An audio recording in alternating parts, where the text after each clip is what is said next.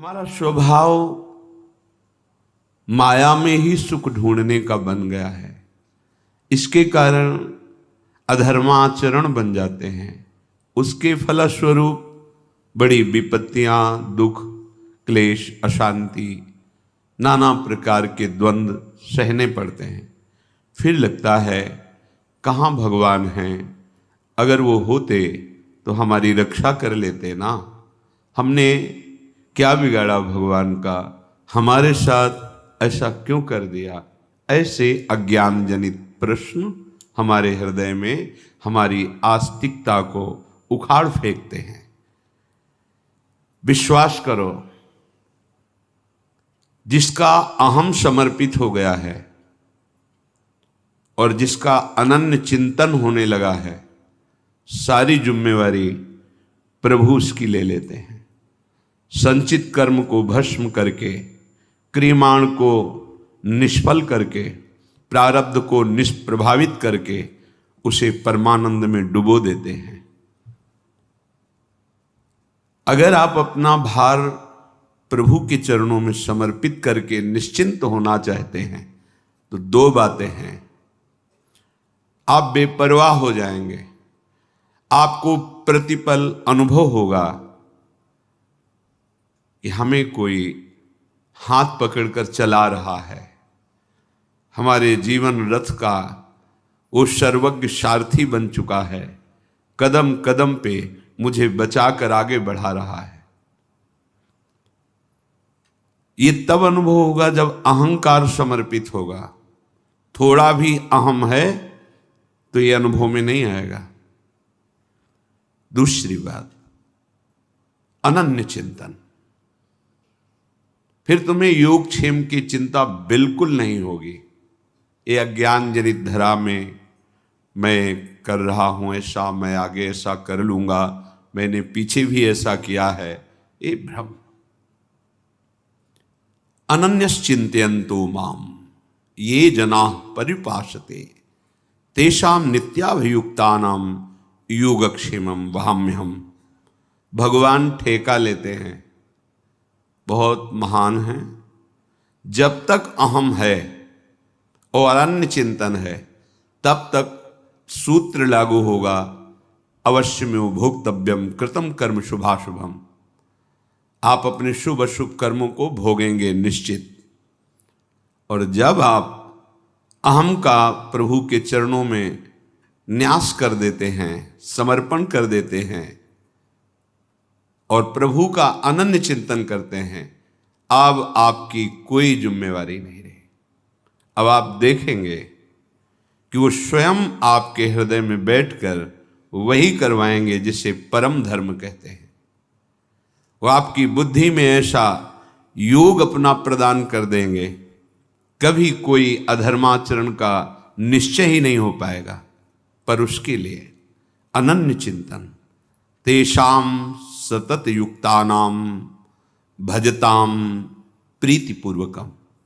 प्रेम पूर्वक निरंतर सतत जो भजन करता है तो ददामि बुद्धि योगम तम येन माम उपयांति ते। मैं उसे बुद्धि योग प्रदान, बुद्धि योग अर्थात अब कृष्णाकार बुद्धि हो गई, भगवदाकार हो गई। अब उसमें विषय स्फुरण की गुंजाइश ही नहीं रह गई। किसके? जो सतत भजन करता है, अनन्य चिंतन करता है। ये दो बातें परमार्थ की बहुत महिमामयी हैं। अहम का समर्पण और निरंतर चिंतन।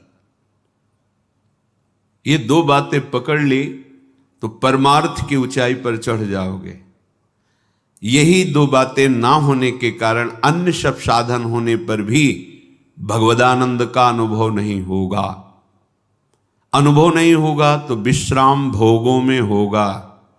भोगों में विश्राम होगा तो कुछ दिनों में मलिन बुद्धि ये प्रश्न उठा देगी, कहाँ वो रक्षा करते हैं, ऐसा होता तो ऐसा कर लेते ना।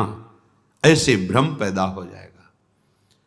अगर शुद्ध बुद्धि भगवत भजन परायण है तो जो रक्षा करने वाले हैं वही सृजन करने वाले हैं और वही विनाश करने वाले हैं। जो अधर्माचरण अहंकार से कर्ता भोक्ता भाव लिए हैं, उनके कर्म के अनुसार उनको फल भोगते हैं। भगवान कहते तिनकह काल रूप में भ्राता, विनाश लीला भी उनकी है। तो अपने आप से अपने आप का सृजन करते हैं, अपने आप से अपने आप का पालन करते हैं और अपने आप से अपने आप का लय कर लेते हैं। ये बुद्धि योग प्राप्त महापुरुष ही निश्चय कर पाते हैं। बुद्धि योग उसी को प्राप्त होता है जो सतत भजन करता है। तेषाम सतत युक्तानाम भजताम प्रीति पूर्वकम राधा राधा राधा। यदि सतत भजन नहीं, अहम समर्पित नहीं, तो परमार्थ की बातें केवल होती, स्थिति नहीं होती। लेकिन परमार्थ का सुख कौन चाहता है? सुख तो सब चाहते हैं, अविनाशी, निरंतर प्रफुल्लित होकर के परमानंद में मगन रहना। पर इसकी जो दिशा है, इसका जो मार्ग है, उस पे आप कदम भी नहीं रखना चाहते। और जहां दुख ही, अशांति ही सुख का रूप लेके आ रही, उसी को गले लगाना चाहते हैं।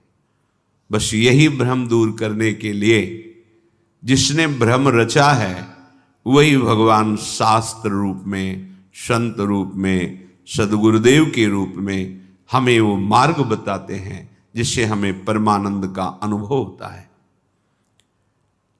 पर हम मन के अनुकूल होने की बात सोचकर कि अगर हम मन के अनुकूल नहीं होंगे तो ये जलाएगा हमें कष्ट देगा। अहम की अनुकूलता, हमें सम्मान मिले, हमें प्रियता मिले जगत की, लेकिन हम अपने आराध्य देव से विमुख रहें, कदापि नहीं। ये बड़ा भ्रम है, आप इसे अच्छे से समझ लो।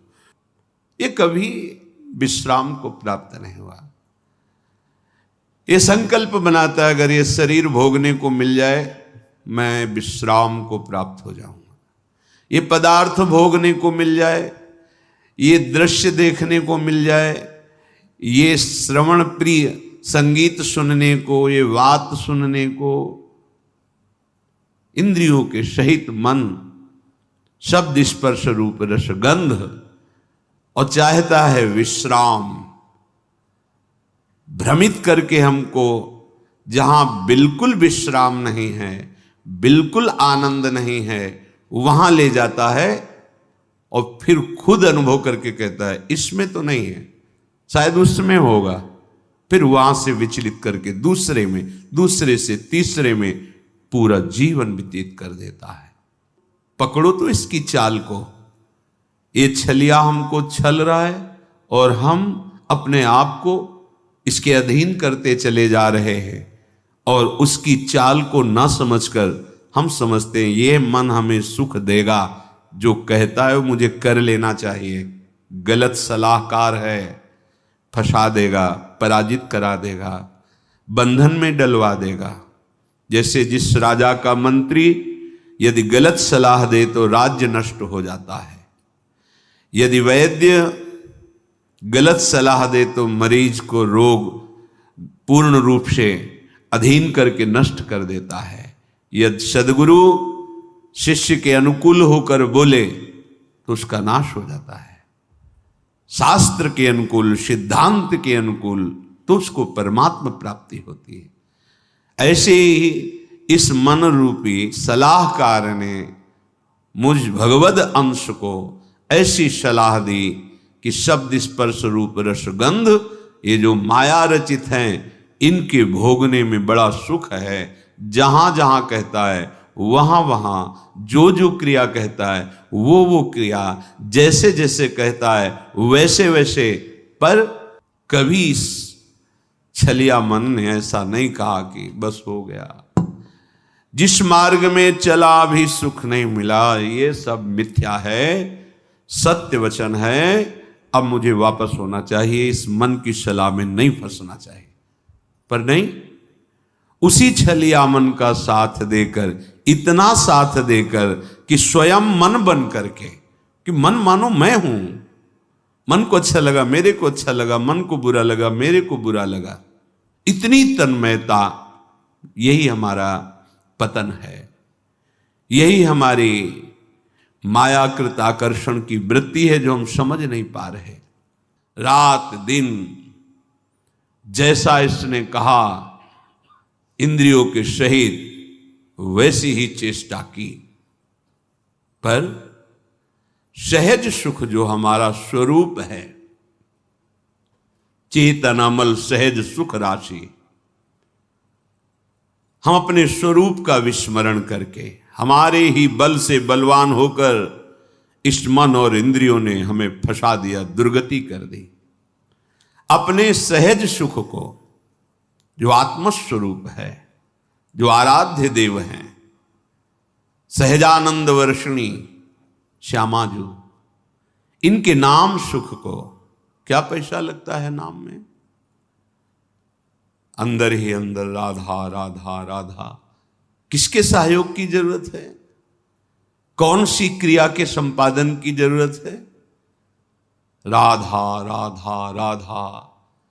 अब नाम स्मरण करते हुए जो धर्म कर्म है खूब करो, 10 गुना लाभ बढ़ेगा। 1 अंक विराजमान कर दिया, फिर शून्य बढ़ाते चले जाओ, 10 गुना उसका महत्व बढ़ता चला जाएगा शून्य का। 1 हटा दो, सैकड़ों शून्य बना दो, कुछ नहीं हाथ लगेगा। ऐसे ही सहज सुख, नाम रूप लीला धाम, ये हमारा स्वरूप है, हमारी आत्मा है, ये हमारा आराध्य है। भूल गए इसे, सहज सुख को भूल करके इंद्रिय और मन के द्वारा हम ठगे जा रहे हैं रात दिन, अपने को बड़े बुद्धिमान समझ रहे हैं। इसीलिए कहा गया है, राम ही भजई ते चतुर नर। वही चतुर है इस संसार में जो माया के आकर्षण से बच करके नाम जप कर ले जाए। नाम जप नहीं हो रहा तो जीवन व्यर्थ जा रहा है। निशिदिन भ्रमत, रात दिन दौड़ा रहा है मन, ये कर लो, ये मिल जाएगा, इससे सुखी हो जाओगे। इतने अधर्माचरण, इतने पापाचरण कि फिर बुद्धि निर्णय करना बंद कर देती है। वो पशुवत, वो राक्षसवत हो जाता है। आंख खोल के देख लो, भगवद विमुख कैसा अंतःकरण निश्चय करता है, कैसा मनन करता है, कैसा चिंतन करता है। निंदनीय से निंदनीय कृत्य करने में उसको कोई संकोच, कोई लज्जा, कोई भय नहीं लगता। दुर्दशा यही है, जीते जी दुर्दशा यही है। आप अपने बल को भूल करके इनके अधीन हो गए, अब ये जो चाहे करवा रहे हैं। हम कहते हैं हमारे में तो सामर्थ्य नहीं, वो आपकी ही सामर्थ्य से हो रहा है, आप समझ नहीं पा रहे। भ्रमक, आप भ्रमित हो गए हैं। ऐसा लगता है मन बहुत बलवान, इंद्री बहुत बलवान, और आपके ही बल से वो बलवान है। श्री प्रहलाद जी महाराज भगवान नृसिंह देव जी से कह रहे हैं, हे नाथ, जैसे एक पुरुष की बहुत सी स्त्रियां हों और वो अपने अपने शयन गृह की तरफ उसे खींच रही हों, ऐसी दुर्दशा है। नेत्रेंद्रिय अपने सुख के लिए, श्रवणेंद्रिय अपने सुख के लिए, घ्राणेंद्रिय अपने सुख के लिए, रसेंद्रिय अपने सुख के लिए, त्वगेंद्रिय, जनेंद्रिय, सब। प्रभु बचा लो इस दुर्दशा से जीव को। तो प्रभु ही शास्त्र, सदगुरुदेव संत के रूप में वो सूत्र बताते हैं, वो युक्ति बताते हैं, जिससे तुम मुक्त हो जाओगे इस बंधन से। फिर तुम्हें समझ में आएगी ये बात। अभी तो ऐसा लग रहा है कि कथा भागवत का कोई पुण्य मिले सुनने का, और जो चाहे वो हमें लाभ मिल जाए, बस यही है। यद्यपि विषयों के संग ने कितनी जलन प्रदान की, असही, पहले भोगने की इच्छा की जलन, फिर भोगने में जो इच्छा की थी भोगने की, वो सुख नहीं मिला। फिर उसके बाद एक नवीन तृष्णा, नवीन भोग वासना वो जला रही। भोगते भोगते क्षीण हो गई शक्ति, बलहीन हो गया, इंद्रियां बलवान, भोग इच्छा बलवान, रात दिन जला रही। ऐसे संकट में, ऐसी प्रवृत्ति में वो निकल नहीं पा रहा, अंदर ही अंदर जल रहा है, कैसे निकलूं? यद्यपि जान रहा है कि यही मुझे कष्ट दे रहा है, यही मुझे फंसा रहा है, फिर भी उसी में। यद्यपि विषय संग सह्यो दुषह दुख, विषम जाल अरुझान्यो। आहा, असही संकट सह रहा है, कठिन जाल में फंस गया है। ये जाल दिखाई नहीं देता, बस फांस लेता है। कहां फंसे हो देखो, पर अंदर से ऐसे फंसे हो कि जी नहीं सकते। ये माया जाल है। मछली फंसती तो जाल तो दिखाई देता है, लेकिन माया का फेंका हुआ जाल दिखाई नहीं देता, फंस जाता है जीव। और ये सदगुरुदेव के शास्त्र के वचन ही इस जाल से तुम्हें मुक्त करा सकते हैं, दूसरा कोई नहीं। और इस जाल का प्रभाव है कि उस जाल से निकलना ही नहीं चाहता, उसी जाल में सुखी रहना चाहता है। ये बड़ी विचित्र दुरत्यय भगवान की भ्रमात्मक माया है।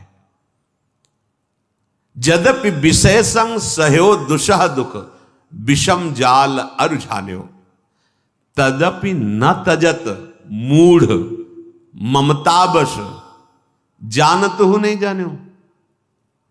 एक को फेंक के आ रहा है, जला के आ रहा है, गाड़ के आ रहा है, और कह रहा है भाई रो मत, सबकी यही दशा होती है। जान रहा है इसका, अरे कोई साथ नहीं जाता, सबको ऐसे जान रहा है, पर ना जानो। वो केवल बोल रहा है, अंदर से नहीं समझ रहा है, फिर जाके उसी विषयों में सुख खोजता है। उसको ये पता नहीं कि जिस शरीर का आश्रय लेकर हम विषय भोग रहे, ये शरीर ही नष्ट हो जाने वाला, ये शरीर ही दुखमय है, फिर इससे भोगे जाने वाले विषय कैसे सुखमय हो सकते हैं? रसेंद्रिय अच्छे अच्छे पदार्थों के लिए ललचा रही है, खाने के बाद 6 घंटे के बाद ऐसा दुर्गंध युक्त मल बनता है, उसी को ललचा रही थी। कैसी कैसी माया जनित जाल के फंदे जिसने हमें बांध रखा है। अरे केवल प्राण पोषण करो, धर्म युक्त कार्य करो, निरंतर नाम जप करो और छूट जाओ इस शरीर बंधन से। ये समझ में ही नहीं आता। तुम अविनाशी हो, शरीर विनाशी है। शरीर से जितने भोग भोग रहे हो, ये सब मायाकृत जादू का तमाशा है, इनकी सत्ता ही नहीं है। बस प्राण पोषण करो और प्राणनाथ का भजन, उनकी आज्ञा के अनुसार मुक्त हो जाओगे।